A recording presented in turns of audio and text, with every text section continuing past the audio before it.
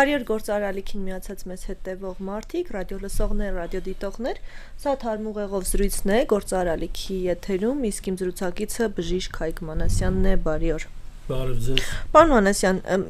մինչ հաղորդումը սկսել պարզվեց, որ արդեն կառավարությունը հրապարակել են բանակցությունների փաթեթները, որոնց մասին խոսվում էր ու ասում էր վարչապետը, որ մինչև գալիք տարի այդ թղթերը կլինի հանրությանը հասանելի։ Ես չեմ ծանոթացել, որովհետև ժամանակ չեղավ, դուք էլ կարծես թե չեք ծանոթացել, բայց ընդհանուր ընտրությունների նախաշեմին այս փաստաթղթերը ինչի մասին են լինելու, ինչ են իրենք ուզում ապացուցել այս փաստաթղթերը հրապարակելով եւ կարծում եք գաղտնի ինչ որ բաներ կան, որոնք Նիկոլ Փաշինյանի վարկանիշը կբարձրացնեն։ Չեմ կարծում, որ այդ փաստաթղթերով Նիկոլ Փաշինյանի վարկանիշը բարձրանալու է կամ իջնի, հատկապես լայն մասսաների մոտ, որովհետև մարդկանց, հատկապես Նիկոլ Փաշինյանի ընտրազանգվածին, այդքան էլ դա չի հետաքրքրում։ Դա ավելի շուտ քաղաքական գործիչների, այսպես ասած, նախկինների եւ ներկաների, կոպիտ ասենք էլի, բանավեճի առարկաներ, իհարկե դա շատերի համար կարա հետաքրքիր լինի, այդտեղ որոշակի պարզաբանումներ կլինեն, բայց այստեղ ամենամեծ հարցը, որ Նիկոլ Փաշինյանի առաջ դնում էին, այն էր, որ արդյոք չի եղել մի այնպիսի առաջարկ, որից դու հրաժարվել ես այն շրջանում, երբ որ իշխանության գալով ասում էիր, որ ոչ մի առաջարկ էլ չկա, այսինքն արդյոք դու չես ստել։ Այստեղ խնդիրը դա էր։ Ես չեմ ուզում տարբեր փաստաթղթերի առանձնահատկություններին անդրադառնամ, որովհետև եթե ամփոփ ասենք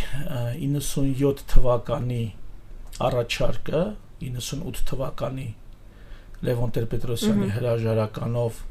ուրեմն այսպես ասած, մերժված, երևի թե դրանից լավ կամ դա գերազանցող իրատեսական որևիցե բան չի եղել։ Սա այսպես, բայց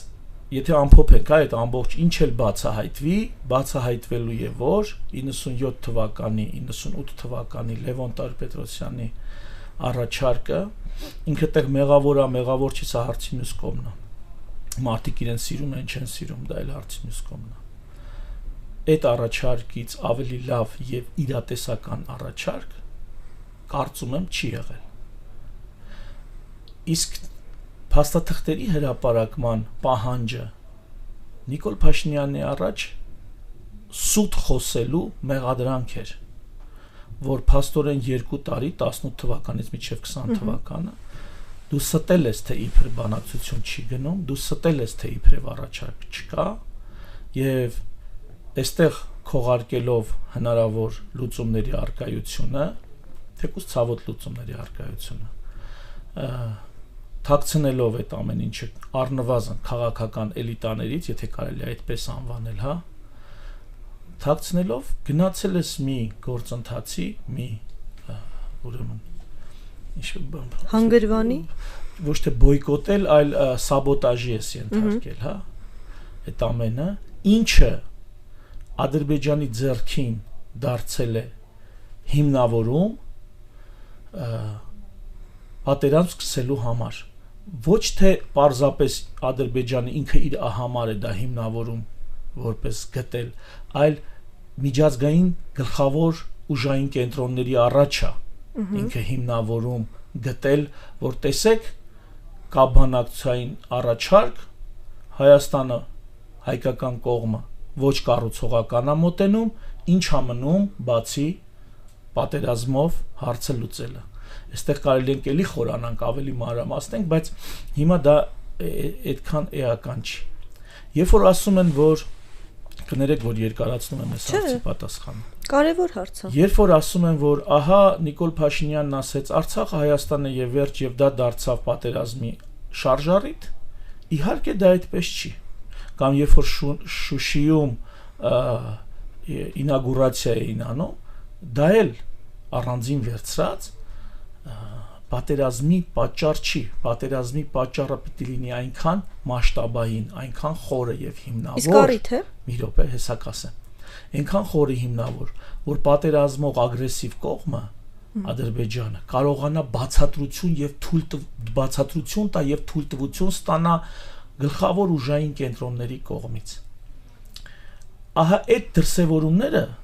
Նիկոլ Փաշինյանի հետ իբրև հայրենասիրական, իբրև անզիջում դրսևորումները իրականում սիմպտոմներն են եղել այն խորքում ստվերում գնացող գործընթացի, որը եղել է հայկական կողմը ներկայացնող Նիկոլ Փաշինյանի կողմից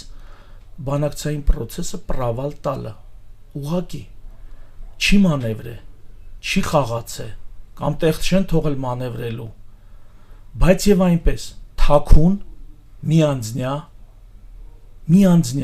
առանց խորհրդակցելու, առանց քննարկելու, առանց տեղյակ պահելու, թե ինչա տեղի ունենում, ինքը այդ գործընթացը ձախողել է,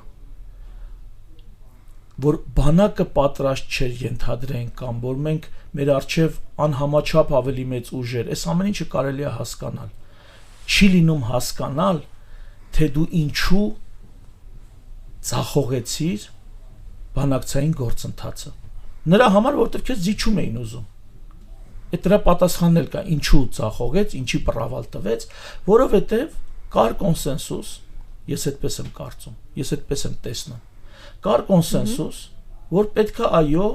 ազատագրված կամ գրաված շրջաններ են, որ անվտանգության գոտի, առնվազն այդ 5 շրջանները պետք է վերադարձնել։ Նիկոլ Փաշինյանն էլ չուզեցավ վերադարձնել,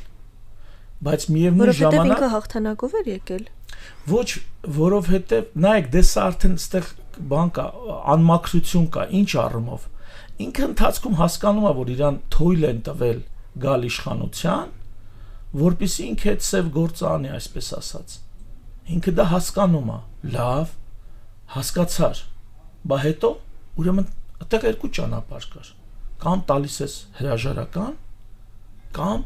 հետ ես անկեղծ։ Կամ հետ անկեղծ ենթադրենք չի կարելի, ինչն է երրորդ տարբերակն է։ Լավ, այդ երկու տարբերակը նշեմ, ավելացնենք երրորդը։ Կամ հրաժարական ես տալիս, կամ այդ շրջանները վերադարձնում ես,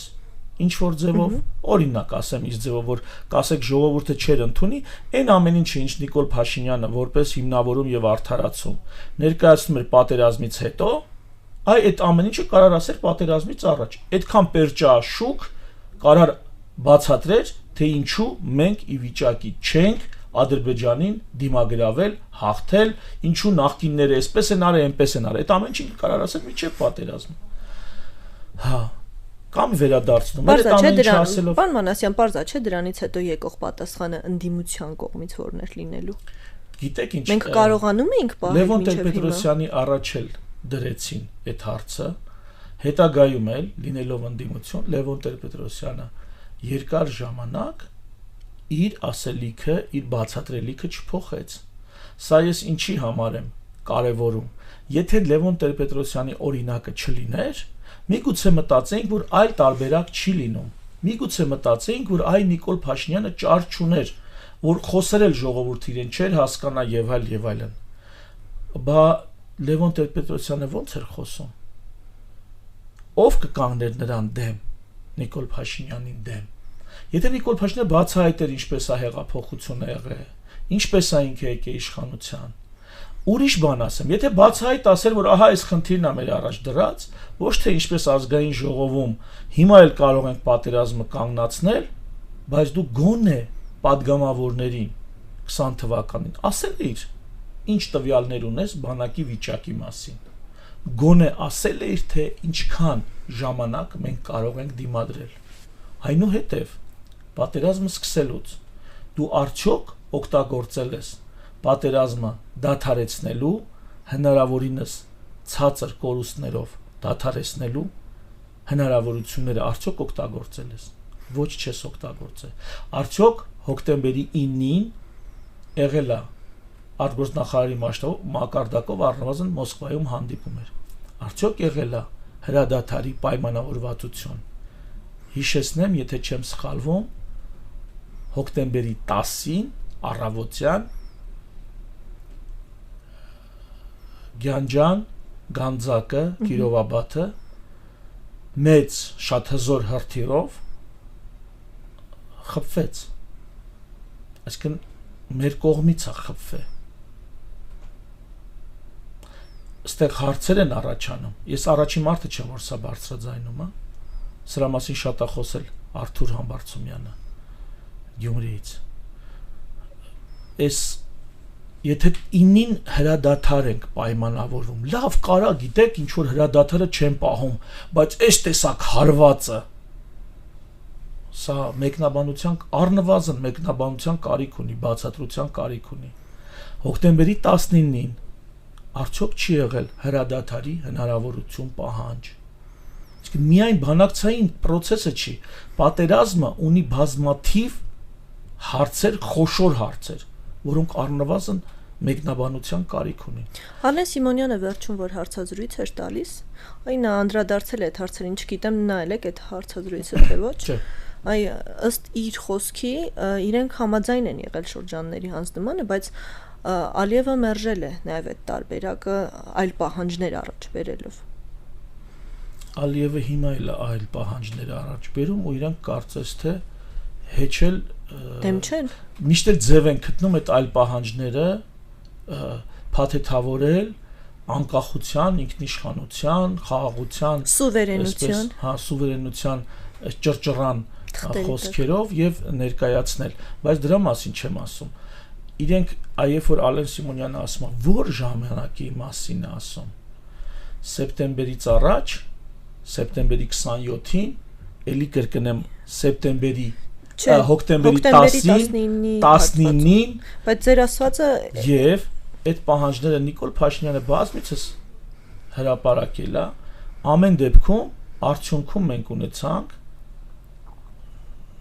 շատ ավելի վատ տարբերակ, քան մինչև այդ պահանջելա։ Գիտեք ոնց։ Վերջին հաշվով ազգային ժողովի կողմից հետաքննիչ հանձնաժողով կար, պատերազմի քննիչ հանձնաժողովը ընթացքը եւ արդյունքները քննող հանձնաժողով կար, որի եզրակացությունը արխիվավորեցին, որի պարունակությունը չդարձավ հանրության սեփականություն։ Վաղը կարող է, գիտեք, ինչ որ թուղթել հրապարակեն։ Դե հաջորդ իշխանությունն էլ կգա, դա կհրապարակի, էլի։ Դե չէ, նրանք էլ կարող է հիմա հրապարակեն, ասեն լավ, այս թուղթն եք ուզում, ես էլ խնդրեմ, բայց թե մեջը ինչ մակրագրություն կանեն, ինչ կանեն, այ ինչու չհրապարակեցիք։ Կամ արդյոք այս պետական կառավարման թափանցիկությունն ու հաշվետվողականությունը չեք դարձրել, ես հիմա դիմում եմ իշխանություններին, արդյոք ձեզ համար դա ինչ-որ կոնտենտի ծրագիր չի, այսինքն ձեր նախընտրական կոնտենտն եք մշակել, ասում եք դե լավ, ընտրությունները հունիսին է 26 թվական, դե նոյեմբերին այս մեկը կհրապարակենք, դեկտեմբերին սա կհրապարակենք, հունվարին եկեղեցու հետ կապված SS ծայրահեղացնենք, չգիտեմ, մարտին էս կանենք, այսինքն փոխանակ, դուք ձեր անմիջական պարտականությունն ու պատասխանատվությունը, թափանցիկությունն ու հաշվետվողականությունը օր առաջ իրականացնեք, իսկ դուք ունեցել եք դրա համար ընդհանուր առմամբ, օրինակ այս թղթերը հրապարակելու համար դուք ունեցել եք 7.5 տարի ժամանակ եւ 7.5 տարի անց նոր որոշել եք հրապարակել, իհարկե կփորձենք ծանոթանալ ինչը ոնց, բայց ասում եմ լայն մասաներին դա առանձնակի հետաքրքիր չի լինելու եւ ընդհանրապես Արցախյան խնդիրն ու Ղարաբաղյան օրակարգը լայն մասաներին կարծում եմ Հայաստանի Հանրապետությունում այնքան էլ չի մտահոգում։ Դա է պատճառը, որ քաղաքական հայտ ներկայացնողները գրեթե իրենց ծրագրերում կարծես թե չեն էլ ուզում վերադարձի եւ վերադարձնելու հարց քննարկել։ Ինձ թվում է ոչ այնքան, միգուցե եւ դա է պատճառը։ Միգուցե եւ դա է պատճառը, բայց այստեղ իրատեսության հարց էլ կա։ Ինչքանով է դա իրատեսական եւ այդ թեման օգտագործելը արդյոք շահարկում չի։ Այսինքն կեղծ խոստումների կամ արդյոք շահարկում չի։ Համենայն դեպս ովքեր որ այդ թեման պիտի օգտագործեն, նրանք եղել են իշխանություն, նրանք եղել են նրանց հովանավորները կամ առաջնորդները, եղել են իշխանություն, նրանց իշխանության օրոք վարվել են բանակցություններ, թող Ղարաբաղյան հարցը իրանք էլ իրանց հերթին լուծած լինեին, թող լուծեին, ինչի չեն լուծե, այսինքն ես կարող եմ Նիկոլ Փաշինյանին հանդիմանել, պահանջել, ասել ինչու էսպես չի, էսպես է, բայց մարդիկ ովքեր Նիկոլ Փաշինյանին նվիրել են իշխանությունը, հիմա ինչ են իրանից պահանջում, նվիրել են, որ լավ չի իրականացրել այդ օպերացիան, հա, այդ հանձնման օպերացիան վատ է արել, այդ սև գործը վատ է արել, ինչու են մեղադրում, ավելի վաղ եղած, բացի էլի 1000 ներողություն ես, որ շատ Լևոն Տեր-Պետրոսյանի անունը տվեցի, ինձ էլ մարդիկ դրա համար բան հանդիմանում են, ասում են ինչի ես այդքան բան, բայց ժողովուրդ եկեք փաստերին նայենք ուղիղ էլի, որտեղ ինձ համար խոսվում է Ղարաբաղյան խնդրի մասին, դրա հնարավոր լուծումների մասին, առնվազն 90-ականների վերջերում արդեն, որտեղ մարդիկ կան ասում են, չէ, 90-ականների սկզբերում մենք ինչ որ բան այնպես չարինք, այսպես որ անենք ավելի լավ կլիներ։ Համենայն դեպս բոլոր տարաձայնություններով հանդերձ, ինչ վերաբերում է 90-ականների սկզբներին, 90-ականների վերջերին արդեն մենք ունեցել ենք հնարավորություն այդ հարցը լուծելու առնվազն բավականին իրատեսական։ Ռուսաստանը թույլ չտվել։ Ինձ արդեն դա է ուրիշ հարց է։ Դե ասում են Ռուսաստանը միշտ ցանկացել է թեժ պահել Կովկասում։ Հա, ուզեցել է, կարող է հիմա Ռուսաստանը շատ բան է ուզում, բայց Ռուսաստանը իսկ հիմա Միացյալ Նահանգները չի ուզում։ Ռուսաստանը միայնակ չի աշխարհում։ Գոյություն ունի ուժերի հակակշիռ, այսինքն որտեղ կա մի գերտերություն, նրա առաջ կանգնած է մի ուրիշ մրցակից գերտերություն։ Քաղաքականությունն էլ օրինակ փոքր երկրների այդ մրցակցության մեջ ոչ թե ավանտյուրա անելը, ոչ թե կտոր փախցնելն է, այլ բաց, շիտակ, հաշվետվող, պատասխանատու ձևով իրենց հետ հարաբերվելն է։ Այսինքն եթե ինչ-որ մեկը չէր թողում, ինչ-որ մեկն էլ թողում էր, չէ։ Եվ այստեղ գալի կանգնում ենք ինչ-որ ներքին բալանսի վրա։ Ներքին բալանսն է այլ կողմ գնացել։ Լավ, դա արդեն էական չի, անցել գնացել է, բայց եւ այնպես։ Իրողությունը փոխվել է, բան Մանասյան։ Բացի ուրեմն առաջին նախագահից մյուսները այդ թեմայով խոսելու, մյուսները ովքեր եղել են քաղաքականության մեջ, այդ թեմայով խոսելու, մեղադրելու, պահանջներ ներկայացնելու, ինձ թվում է առնվազն բարոյական իրավունք չունեն։ Իրողությունը փոխվել է, Արցախը օկուպացված է, եւ ես չեմ կարող ամեն դեպքում ասել, որ խաղաղության դարաշրջանը է սկսվել, իշխանությունն է այդպես ասում, համենայն դեպս փաստաթղթեր ստորագրվել են Թրիփուղու մասին, մենք դրա մասին զրուցել ենք բավականին խորքային տարբերակով, քննարկում տեսնում եք բովանդակային, թե ինչ պիտի անենք մենք այդ Թրիփի հետ։ Դա իրողություն է։ Ինձ համար դա իրողություն չի, ինձ համար դա շրջելի է, ինձ համար կան ալտերնատիվներ, այդ մի կետը անխոչնդոտ, այդ մի կետը, այդ կետը չի կարա դառնա Հայաստանի պարտավորություն Ադրբեջանի նկատմամբ։ Եթե չեմ սխալվում, կոչվում է սերվիտուտային օգտագործում, երբ որ տիրապետում ես դու, կոպիտ ասեմ, հա, օրինակ մի քանի օրինակներ բերեմ համատեղ օգտագործման, օրինակ ինչ-որ մեկի սեփականությունն է, բայց պայմանագրով վարձով է տվել մեկ ուրիշին։ Այդ մեկ ուրիշը ունի այդ հողը կամ տունը կամ ապրանքը, օգտագործում է ինչպես ուզում է, չի ջարդում, բայց չի կարա ջարդի, փչացնի եւ այլն, բայց օգտագործում, այսինքն օգտագործողի իրավունք ունի։ Դուք անցած անգամ լավ օրինակ բերել եք, երբ որ հարևանություն են անում, ու ամեն անգամ հարևանը ասում է քո կինը պիտի հաց դնի իմ առջև, հետո ամանները լվանա դրանից հետո։ Հիմա այդ այսինքն այս դեպքում կնոջ սերվիտուտային օգտագործումը։ Ուրեմն եթե չեմ սխալվում Էդուարդ Աբրահամյանը, քաղաքագետ եւ եթե չեմ սխալվում Բրիտանիայում է, ինքը այս օրինակը բերեց, բացատրեց, որ այդ սերվիտուտային մոդելը, հա, տեսեք ոնց է, ես ունեմ հող գյուղի մեջ։ Հիմա գյուղը իմ հողը ճանապարհի վրա է ընկնում, ենթադրենք։ Գալիս են իմ հողից մի կտոր, ասում են լսի, այս քո հողն է էլի, բայց պետքա գյուղը օգտագործի այս հողը։ Պիտի ստեղով մարդիկ գնան գան որպես ճանապարհ։ Էլի քո հողն է։ Եվ այդ սերվիտուտային իրավունք են տալիս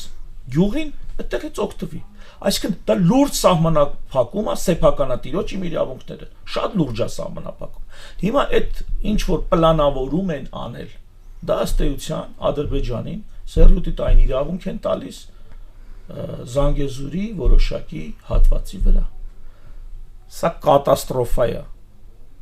Սա ես չեմ կարող սա ընդունեմ, հաշտվեմ սրա հետ։ Ես իշխանություն էլ դառնամ։ Իրավական ճանապարհով չկարանամ այս հարցը լուծել։ Ժողովուրդ, ես ամեն ինչ անելու եմ, որ մի օր այս հարցը փակվի ու էլ ոչ մի ձև չբացվի։ Չեք պատկերացնում։ Ո՞նց եք անելու։ Ասելու են պատերազմի կուսակցություն եք ստեղծում, եկել եք պատերազմ եք հրահրում։ Ուրեմն տեսեք։ Մեր սուրբ խաղաղության դարաշրջանը քանդում է։ Բայց եկեք հիմա չեմ ուզում այդ հարցը շուտ ծավալվեմ, նախ այդպես չի, բայց եթե նույնիսկ այդպես է, ինչ ուզում եք մտածեք, ինչ ուզում եք ասեք, առհասարակ որոշել եմ ընդհանրապես ուշադրություն չդարձնել, թե ինչ են ասելու, ինչ ուզում է թող ասեն, ինչ ուզում է թող ասեն, կա ճիշտ, կա անհրաժեշտություն, կա պարտադիր անելիքներ։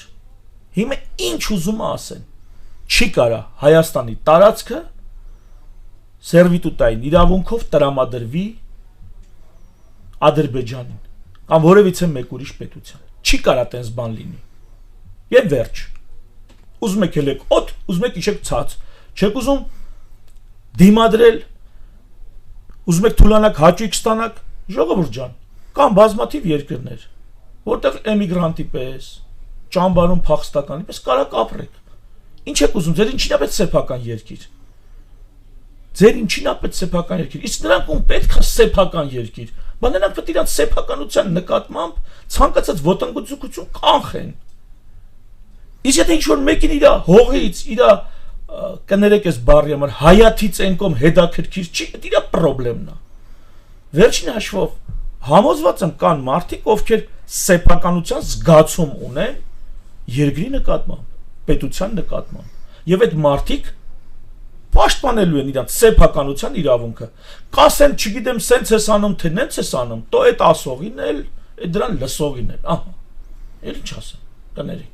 Պարոն Մանասյան, սեփականության իրավունքը պաշտպանողները եւ այդ գաղափարը ընկալողները քանի տոկոս են մեր հանրապետությունում, ո՞նց եք մտածում եւ այդ տոկոսը կկարողանա հաղթել գալիք ընտրություններում։ Շատ բարդ հարց եք տալիս, այդ տոկոսը, քանի տոկոսավոր է, նախ պետք է ներկայացված լինի քաղաքական դաշտում։ Այսինքն, այստեղ միայն իշխանությունը ամբողջությամբ վերցնելու մասին չի խոսքը։ Առնվազն քո տեսակը պետք է ներկայացված լինի քաղաքական դաշտում։ Քո ներկայացուցիչը պիտի լինի քաղաքական դաշտում, պարլամենտում, եթե հնարավորություն ունես նաև գործադիր իշխանությունում։ Դու պիտի ներկայացված լինես որոշումների կայացման սեղանների շուրջ։ Քո ներկայացուցիչը պիտի ծանոթանալու իրավունք ունենա գաղթի փաստաթղթերին, որոնք օրինակ պատգամավորին թույլ են տալիս, բայց ինձ ու ձեզ թույլ չեն տալիս։ Եվ քո ներկայացուցիչը կարա պահանջի հաշվետվողական եւ թափանցիկ կառավարում, եթե նույնիսկ ինքը իշխանություն չի։ Այսպիսով կարող է, քանի տոկոս է կազմում եւ նա կարող է հաղթի ընտրություններում,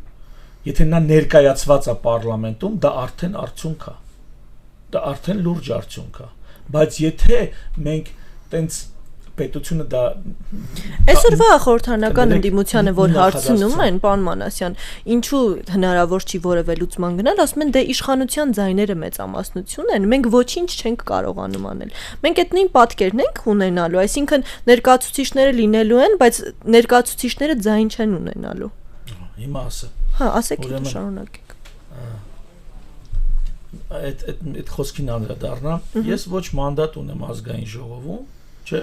Ոչ աշխատավարձ եմ ստանում ազգային ժողովից, իմ աշխատանքային օրի մի զգալի մասը զբաղված է մասնագիտական բժշկական գործունեությամբ, դրանից այն կողմ էլի լիքը հարցեր, ու այդ թվում նաև քաղաքական եւ քաղաքացիական ակտիվություն։ Ասեք տեսնեմ,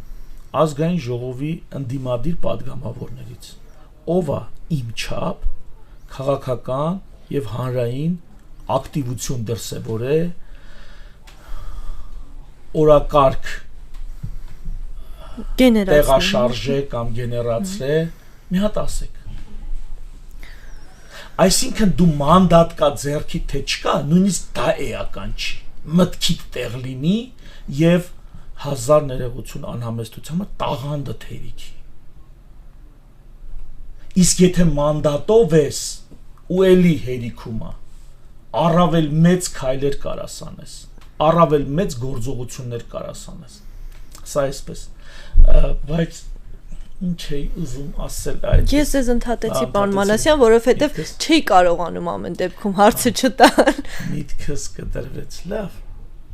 Մի հարց էլ քննարկենք, գուցե հիշեք ընթացքում այ ազգային ժողովում այսօր ամսի 2-ն է, որ մենք տեսաձայնագրում ենք հաղորդումը, քննարկում էր առողջապահության համընդհանուր ապահովագրության այս նախագիծը։ Իհարկե իշխանությունը դրական լույսի ներքո է ներկայացնում սա, իսկ ընդդիմությունը բողոքում է, որ սա ընտրությունների նախաշեմին է եւ այստեղ դրական ոչինչ կարծես թե չպետք է նկատել, որովհետեւ պարզ չի թե ինչի մասին է սա։ Դուք որպես ոլորտի ներկայացուցիչ շատ կարեւոր է նաեւ այս իմաստով էլ ձեր կարծիքը հայտնեք։ Ես հիմա չեմ ուզում շատ ընդհանրացակ մեկնաբանեմ դա, ավելի կսպասեմ, երբ որ դա կյանքի կկոչեն, պրակտիկայում տեսնեմ ինչ են անում, ընդհանուր գծերով հիմա կասեմ հետևյալն է։ Որոշակի դրական տեղաշարժ լինելու է, ինչու,